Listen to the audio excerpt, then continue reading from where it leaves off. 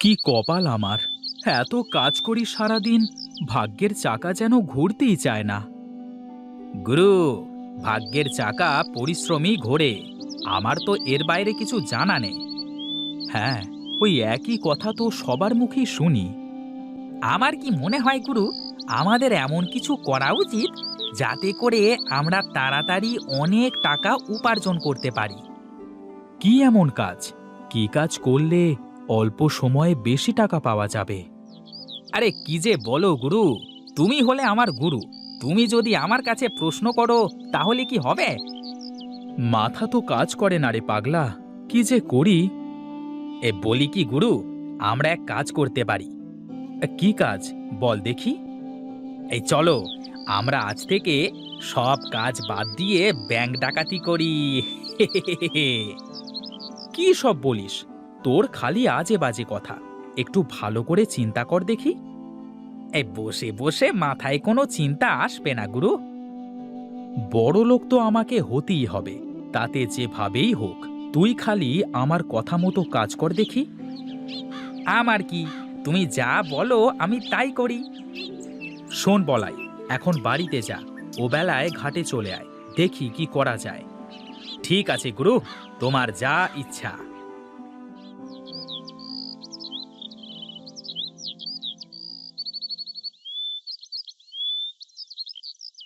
কি গিন্নি, বসে আছো যে? এখন আসার সময় হলো তোমার? রান্না করে সেই কখন থেকে বসে আছি, এই আসছো বুঝি?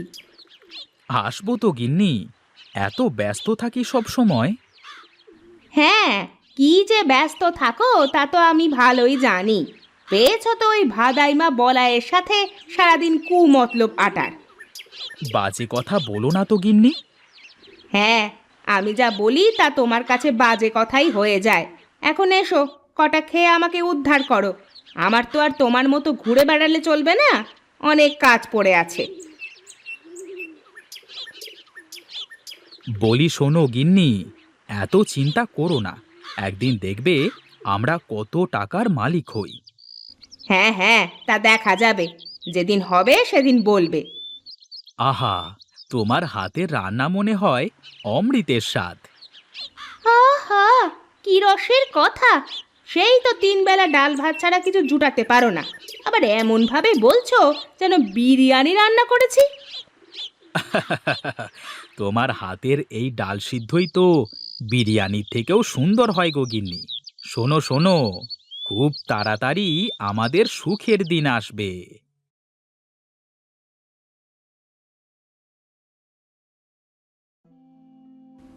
ওরে বলাই, এসেছিস? এই তো বেলা করে কোথায় কোথায় ঘুরে বেড়াচ্ছিস বল দেখি। এই কোথায় আর ঘুরে বেড়াবো, আমি ছিলাম আমার কাজে। এখন বলো দেখি, খাবার টাবার কিছু আছে নাকি? দেখ, ওই ওখানে খাবার বাড়া আছে, খেয়ে নে। আমার তো শরীরটা খুব একটা ভালো না বাবা, তাছাড়া বয়সও তো হয়েছে, এবার একটা বিয়ে কর বাবা। আরে আমাকে কে মেয়ে দেবে বলো দেখি? আমার মতো ভেদামার্কা ছেলের সাথে কেউ মেয়ে দেবে না মা। আগে বড়লোক হই, তারপর দেখা যাবে। হ্যাঁ, আমি মরি তারপরে করিস। আমার তো জীবনে একটু শান্তি দিবি নে তুই, একটু শান্তি দিবি নে।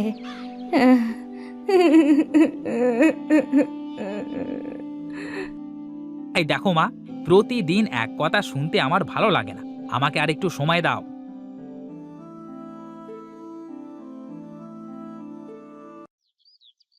বুঝলে গিন্নি, বাঁশ বাগানে অনেক বাঁশ হয়ে গেছে। কিছু বাঁশ কেটে বাগানটা একটু পাতলা করতে হবে। হ্যাঁ, তাহলে করতে হবে। তা তোমার ভাইয়ের কাছে কিছু বলেছ নাকি?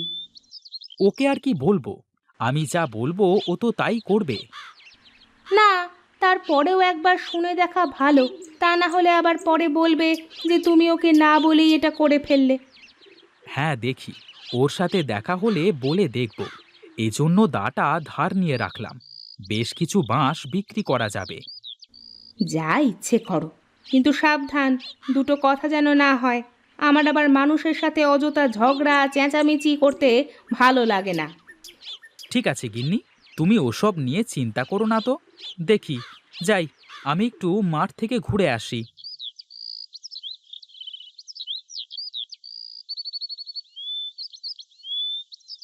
আচ্ছা বলাই, একটা কাজ করলে কেমন হয়? কি কাজ ওস্তাদ, বলো দেখি। আমি ভাবছিলাম, আমাদের তো বিরাট বাঁশবাগান আছে, আমরা যদি বাঁশ দিয়ে কিছু করতে পারি। বাঁশ দিয়ে কি করা যাবে ওস্তাদ? গাধা নাকি তুই? বাঁশ দিয়ে তো কত কিছু বানানো যায়। হ্যাঁ, তা করা যায়, কিন্তু এগুলো বানাবে কি করে? শোন শোন, আমি বাঁশের ঝুড়ি বানাতে পারি, তুই বাঁশ দিয়ে কিছু বানাতে পারবি না? এই শোনো শোনো, সারাদিন ধরে ওই একটা ঝুড়ি বানিয়ে তা বিক্রি করে কয় টাকা তুমি পাবে শুনি? তাও তো মন্দ বলিসনি। আসলে মাথায় কোনো কিছু কাজ করছে না, কি যে করি। এই বলি কি, আমরা একটা কাজ করতে পারি ওস্তাদ। বল দেখি, কি বলতে চাস তুই? আমরা তোমার বাগানের বাঁশ দিয়ে নদীতে যদি একটা সাঁকো তৈরি করে দিই, আর যারা আমাদের এই সাঁকো দিয়ে নদী পার হবে তারা সবাই আমাদের টাকা দিয়ে পার হবে, তাহলে কেমন হবে? তাতে তো অনেক বাঁশ লাগবে, আর এলাকার মানুষ কি আমাদের টাকা দিয়ে সাঁকো পার হবে? শোনো ওস্তাদ, ওই দেখো, সবাই তো নৌকা করে নদী পারাপার হয়, তাহলে তারা তো মাঝিকে পয়সা দিয়ে পার হচ্ছে, তাই না? হ্যাঁ, তা অবশ্য ঠিক। তাহলে তো সবাই খুব সহজেই এপার ওপার যেতে পারবে। হ্যাঁ ওস্তাদ, তাছাড়া আবার বলছি কি, একবার শুধু সাঁকোটা তৈরি করতে পারলে তারপর বসে বসে শুধু টাকা গোনা। বাহ, তোর মাথায় তো বুদ্ধি আছে রে পাগলা। হ্যাঁ, আমি কার শিষ্য সেটা দেখতে হবে তো নাকি? বেশ বেশ, চল চল দেখি, আমরা বড় ভাইয়ের সাথে কথা বলে দেখি সে কি বলে। বাঁশ বাগানে তো তারও ভাগ আছে। এই চলো ওস্তাদ, চলো।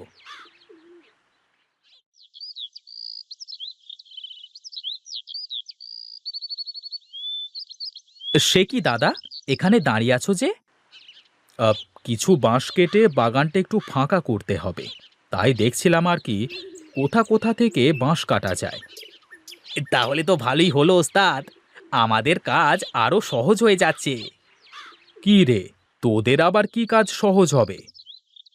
বলছি দাদা, তোমার কাছেই যাচ্ছিলাম, তা তোমাকে এখানেই পেয়ে গেলাম, ভালোই হলো। কি বলবি বল দেখি, শুনি। আমরা ভেবেছি, আমাদের তো বাঁশের বাগান আছে, আমরা নদীতে একটা সাঁকো তৈরি করব।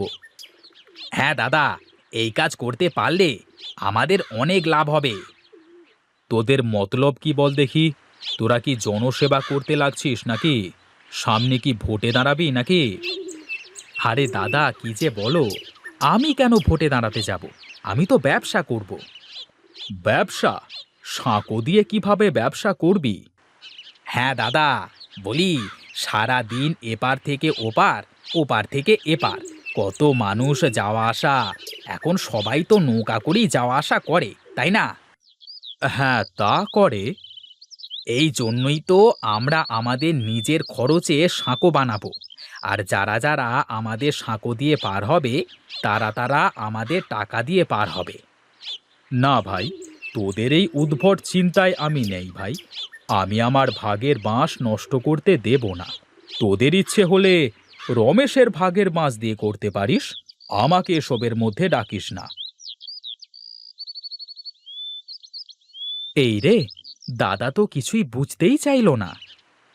আমি বলি কি ওস্তাদ, আমরা আমাদের কাজ করি, দাদা যখন দেখবে আমরা সফল হয়েছি তখন আমাদের সাথে চলে আসবে। ঠিক আছে, কাল থেকেই তাহলে আমরা কাজে লেগে পড়ি। চল, এখন বাড়িতে যাওয়া যাক।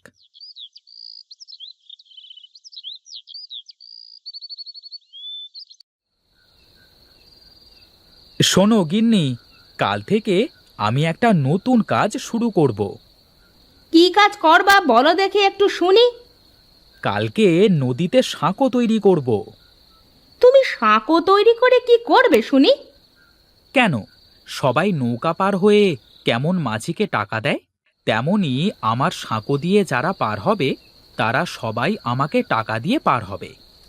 তোমার যা ইচ্ছে করো, আমার ওসব নিয়ে কোনো মাথা ব্যথা নেই। উঠে পড়লে যে? কি করব বলো তো?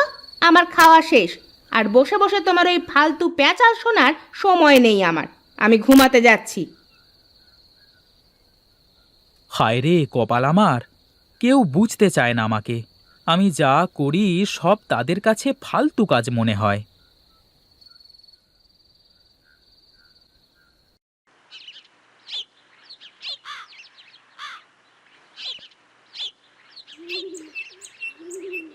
শোন বলাই, আমি বাঁশ কাটতে থাকি আর তুই বাঁশগুলো গাড়িতে করে টানতে থাক। ওস্তাদ, বাঁশ সব কাটা শেষ হোক, তারপর একসাথে করে টানা যাবে, কেমন? ঠিক আছে ঠিক আছে, তাহলে বাঁশগুলো সব গুছিয়ে এক জায়গায় জড়ো কর।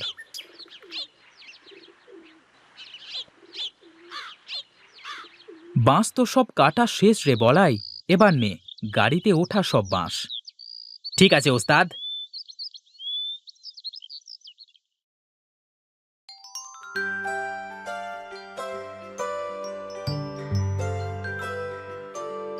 নে নে, এবার বাঁশগুলো সব নামিয়ে ফেলতে হবে।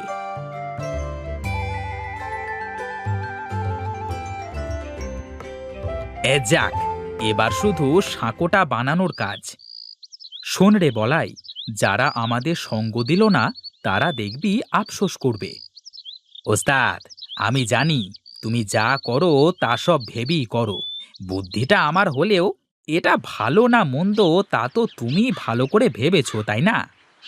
হ্যাঁ রে, আমি সব ভেবেই করছি। নে নে, কাজ শুরু কর।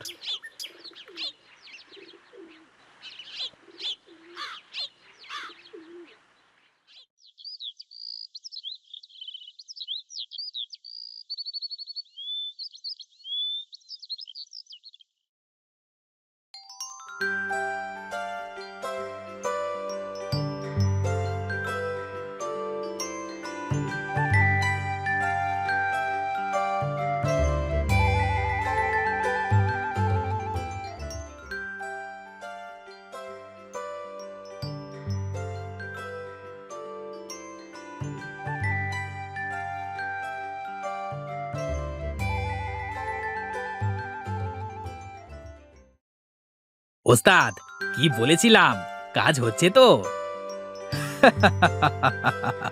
হ্যাঁ রে হ্যাঁ, আজ এই ভাগের বাঁশবাগান আমার ভাগ্য খুলে দিল রে বলাই। এখন আর আমাদের কোনো চিন্তা নেই ওস্তাদ, বসে থাকবো আর টাকা চলে আসবে। এখন আমার দাদা বুঝবে যে সে কি করেছে।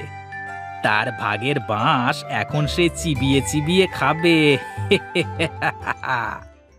শোন বলাই, তুই বস, আমি গেলাম। তোর বৌদির জন্য গঞ্জ থেকে কিছু কিনে নিয়ে যাই। এখন তো আমার টাকার কোনো অভাব নেই রে। ঠিক আছে ওস্তাদ, যাও, আমি আছি।